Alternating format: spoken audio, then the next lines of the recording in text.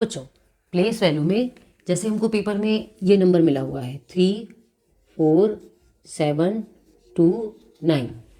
अब हमें ये जो नंबर है इसमें अगर इन सभी नंबर की हमको प्लेस वैल्यू बतानी है तो हमें सबसे पहले क्या ध्यान रखना है कि ये जो है 9 क्या है, 9 1 है, 2 क्या है, 10 है, 7 क्या है, 100 है, 4 क्या है, 1000 है, 3 क्या है, 10,000 है। ये ठीक है। अब हमें इनकी प्लेस वैल्यू बताने के लिए ये किस प्लेस पे है, 9 किस प्लेस पे है, 1 पे है, तो हमको क्या करना है, 9 को इसकी प्लेस वैल्यू हो गई 9। 2 10 पे है तो हमको इसकी प्लेस वैल्यू निकालने के लिए 2 × 10 प्लस 20। 7 100 पे है तो 7 की प्लेस वैल्यू निकालने के लिए 700 × 700। 4 किस प्लेस पे है, 1000 पे है तो 1000 से मल्टीप्लाई कर देंगे तो कितना हो गया, 4000। 3 किस पे है, 10,000 पे तो 1000 पे, तो हम फिर क्या करेंगे, 3 10,000 पे है तो हम इसको 10,000 से मल्टीप्लाई करेंगे तो कितना हो गया इसकी प्लेस वैल्यू, इसकी प्लेस वैल्यू हो गई 30,000। अगर हमको पेपर में कोई भी क्वेश्चन आता है, कोई भी संख्या दी हुई है और उसमें से किसी भी संख्या की प्लेस वैल्यू पूछता है, स्थानीय मान पूछता है, कि सपोज 7 के स्थानीय मान पूछता है, तो कभी भी हम ओरल में कि 700 पे है या कैसे भी है तो हम उसकी प्लेस वैल्यू अपने मन से निशान लगा दें, नहीं। सबसे पहले हमको ये देखना है और चेक करना है कि किस प्लेस पे है, 10 पे है, 100 पे है, 1000 पे है, 10,000।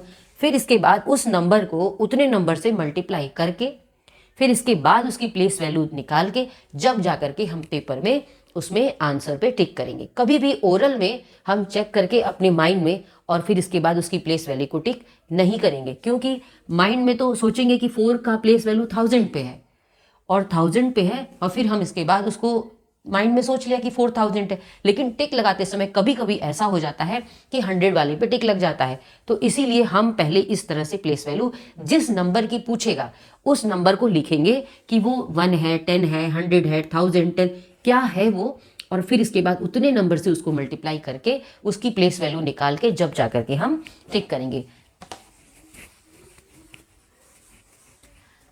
सपोज अभी हमें पेपर में मिला 5 3 4 2, इसमें से सिर्फ हमको एक की पूछता है कि 5 की प्लेस वैल्यू बताने के लिए। अब सोचिए अगर इस नंबर में बच्चों अगर 5 की प्लेस वैल्यू पूछता है तो सबसे पहले हमको क्या काम करना है कि हम लिखेंगे कि ये 2 क्या है, 1 है,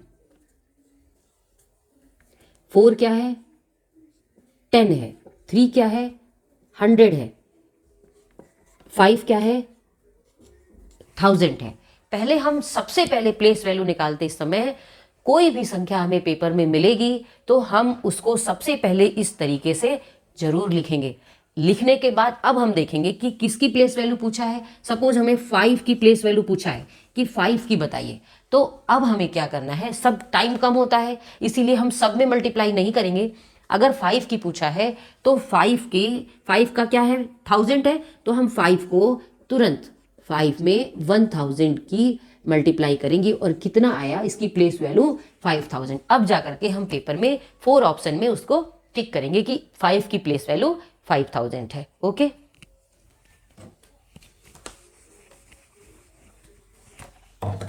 सपोज बच्चों हमें नेक्स्ट संख्या मिली हुई है 3043। अगर इसमें हमसे 0 की प्लेस वैल्यू पूछता है कि इस संख्या में 0 की प्लेस वैल्यू क्या है, तो सबसे पहले हमको वही काम करना है, हम सबकी प्लेस वैल्यू निकालेंगे। ये क्या है, ये है 1 3 4 क्या है 10, 0 क्या है 100, 3 क्या है 1000। ओके, पहले हमको प्लेस वैल्यू निकालते समय ये जरूर लिखना है, नहीं तो हमारा जल्दी जल्दी में पेपर में गलत वाले आंसर पे टिक हो जाता है, जबकि हमें आता है लेकिन हम अपने मन में उसको सोच लेते हैं कि ये वाला होगा और गलती से आंसर गलत वाले पे टिक हो जाता है। इसीलिए कभी भी बच्चों प्लेस वैल्यू निकालते समय सबसे पहले हमको ये प्लेस जरूर उनकी निकालनी है सभी संख्याओं की, कि कौन सा 1, 10, 100 और 1000 है।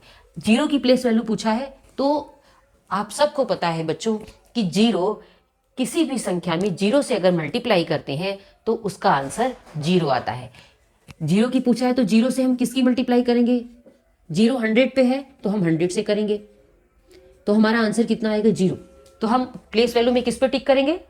जीरो पे करेंगे, 100 पे नहीं करेंगे, क्योंकि 100 से 100 की प्लेस पे तो है ये, लेकिन ये जीरो है तो जब 100 से हम इसकी जीरो से मल्टीप्लाई किए तो आंसर जीरो आता है। इसी तरह से बच्चों जीरो कहीं भी किसी भी संख्या में जीरो अगर किसी भी प्लेस में पूछता है, नेक्स्ट संख्या 5, 3, 7, 0, अगर यहां पे हमको जीरो की प्लेस वैल्यू पूछता है तो सबसे पहले हमको क्या काम करना है? जीरो की 1, 10, 100, 1000। अब जो है जीरो की प्लेस वैल्यू पूछा है तो जीरो के लिए हमको सबसे पहले किससे मल्टीप्लाई करना है? 1 से, क्योंकि ये जीरो कहां पर है? 1। तो जीरो अगर 1 पे है तो हम जीरो को 1 से मल्टीप्लाई करेंगे और फिर उसका आंसर कितना आएगा? जीरो। ओके, तो कभी भी हम कंफ्यूज नहीं करेंगे जीरो की प्लेस वैल्यू निकालने में। अब हम सब समझ गए होंगे कि प्लेस वैल्यू हमको कैसे निकालनी है।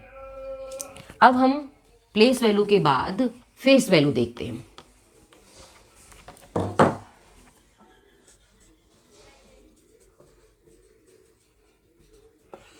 फेस वैल्यू एक होती है प्लेस वैल्यू और एक होती है फेस वैल्यू।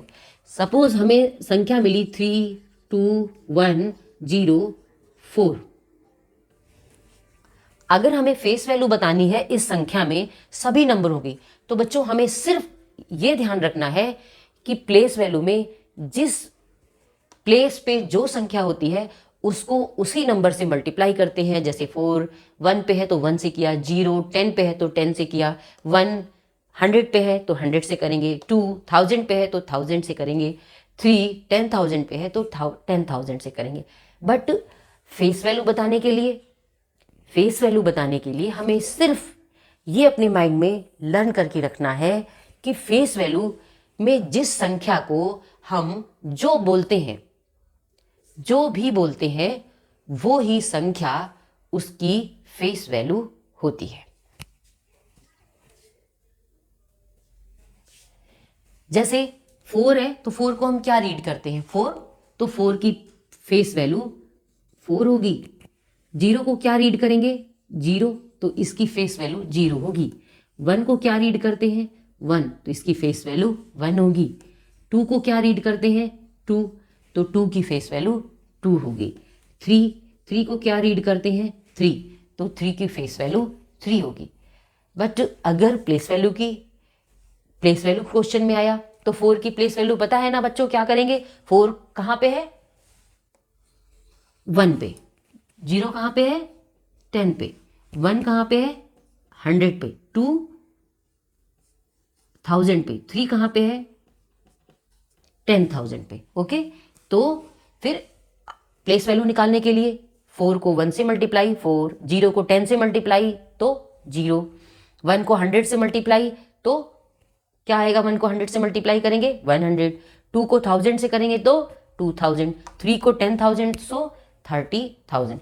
सेम, लेकिन फेस वैल्यू जिस भी संख्या का पूछता है वो संख्या जो हम उसे रीड करते हैं वही संख्या उसकी फेस वैल्यू होती है।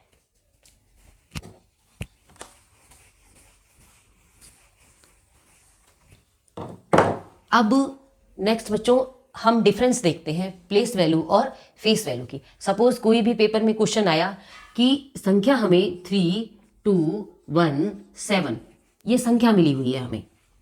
इस संख्या में हमको 3 की प्लेस वैल्यू बतानी है और 3 की प्लेस वैल्यू और 7 की 3 की प्लेस वैल्यू पूछ रहा है और 7 की फेस वैल्यू।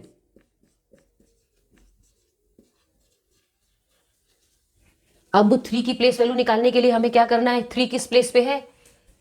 1, 10, 100, 1000। तो 3 किससे मल्टीप्लाई होगा? 300 से। 3000 से मल्टीप्लाई होगा, क्योंकि 3 तो 1000 पे है, तो हमने 1000 से मल्टीप्लाई किया, आंसर आया 3000। ओके, 3000 आ गया। अब फेस वैल्यू किसकी पूछा है? 7 की। तो आपको पता है फेस वैल्यू जिस भी संख्या की पूछेगा वही उसकी प्लेस वैल्यू 7 होती। तो 7 की पूछा तो फेस वैल्यू हमारी हो जाएगी 7। अब अगर पूछता है कि प्लेस वैल्यू और फेस वैल्यू दोनों, 3 की प्लेस वैल्यू 3000 और फेस वैल्यू 7 है, तो इन दोनों का डिफरेंस बताइए, अंतर बताइए। प्लेस वैल्यू 3000, फेस वैल्यू 7 है, तो इन दोनों की डिफरेंस क्या होगा, इन दोनों में अंतर कितना होगा? तो इसके लिए हमें क्या करना है, 3 की पूछा था तो हमने 3000 निकाल लिया, हम उसको लिख लेंगे इसकी प्लेस वैल्यू। अब किसमें डिफरेंस पूछा है? फेस वैल्यू 7, 7 फेस वैल्यू, इन दोनों में डिफरेंस कितना है? तो बच्चों 7 को हम इसके नीचे लिख देंगे और इसके बाद इसको इसमें से माइनस कर देंगे तो डिफरेंस पता चल जाएगा। अब आप देखो 0 में से 7 तो जाएगा नहीं, यहाँ से कैरी लेंगे 10, फिर यहाँ पे 10, फिर 10, 10 में से 7 गया 3, यहाँ पे इसको कैरी दे दिया था तो 9 बचेगा, यहाँ पे इसको दे दिया था तो 9 बचा, यहाँ कितना बचा? 2। ये संख्या हमारी प्लेस वैल्यू 3000 और 7 की फेस वैल्यू में डिफरेंस है। कभी भी जब हमें पेपर में कोई भी संख्या दे और देने के बाद किसी भी संख्या का प्लेस वैल्यू पूछे और किसी भी संख्या का फेस वैल्यू पूछे और उसको पूछने के बाद पूछे कि इन दोनों के बीच में कितना डिफरेंस है, कितना अंतर है, तो हमें क्या करना है कि पहले उस संख्या की प्लेस वैल्यू निकालनी है और फिर दूसरे संख्या की फेस वैल्यू निकालनी है। फिर उन दोनों को निकालने के बाद उसमें से उस संख्या को, फेस वैल्यू को प्लेस वैल्यू में से माइनस कर देते हैं, तो हमारी संख्या जो डिफरेंस होता है, अंतर, वो हमारा पता चल जाता है। ओके, इस तरीके से हम प्लेस वैल्यू और फेस वैल्यू में जब भी कोई डिफरेंस पूछेगा तो हम उसमें से उसको निकाल करके उसका डिफरेंस बता देंगे। ओके।